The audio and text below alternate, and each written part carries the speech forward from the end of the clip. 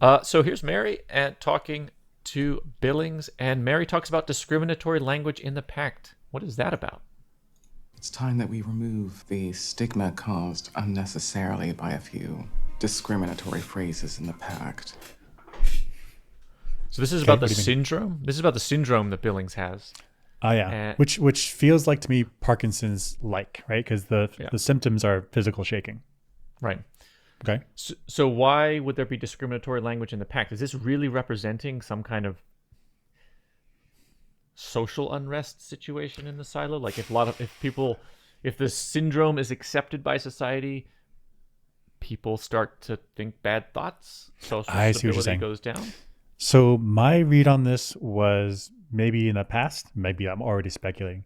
Maybe in the past, physical disabilities like this were really, really frowned upon, because if someone doesn't have full control over their extremities, their hands or feet or whatever, then they could not maximally contribute to society, in which case they're now dead weight, which That's means true. the silo, everyone else has to support them, and this could be a problem.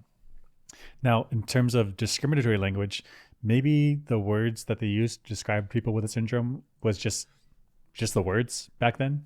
But then as society evolved, people became more understanding and accepting of others. They looked back on those words and like, that's actually pretty messed up what we said to them. And so now it's viewed as discriminatory.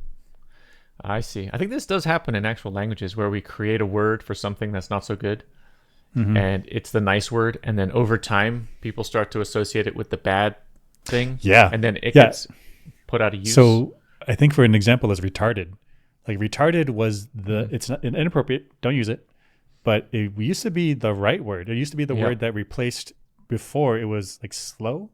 And then before that was feeble or feeble-minded, something like that. I- So something I that don't- even now we're like, Yeah. that's clearly wrong, right? Yeah, But I guess there was a progression of words that at each time felt like this is just an accurate description. And Yeah. each time it was like, well, we should replace it with something that's not so mean. We don't need to be mean about Right. this. But then as society progresses, like each previous word looks bad. right. So there's like this rolling vocabulary where the current one feels nice, but eventually it'll become mean, and a new one will replace it, and then that one will become mean, and then a new one will replace it, and you just get this cycle of Right. words.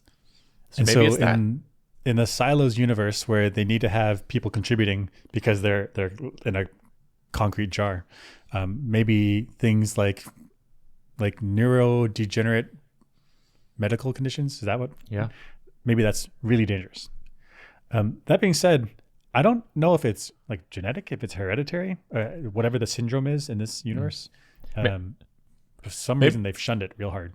Maybe they don't have the tech to figure out what it is, and so they don't know, and the fear of that lack of knowledge requires That's true. shaming and isolation of those people for social stability because it's Right. so scary. I mean, that's 'Cause scary. if it was viral or bacterial, you could quarantine people. Right? But if it's genetic or radiological, like if these people don't have the technologies to do A/B testing, then it's just fear. Like you don't know what to do. So Exactly. tighten up society, I guess. Yeah. Interesting.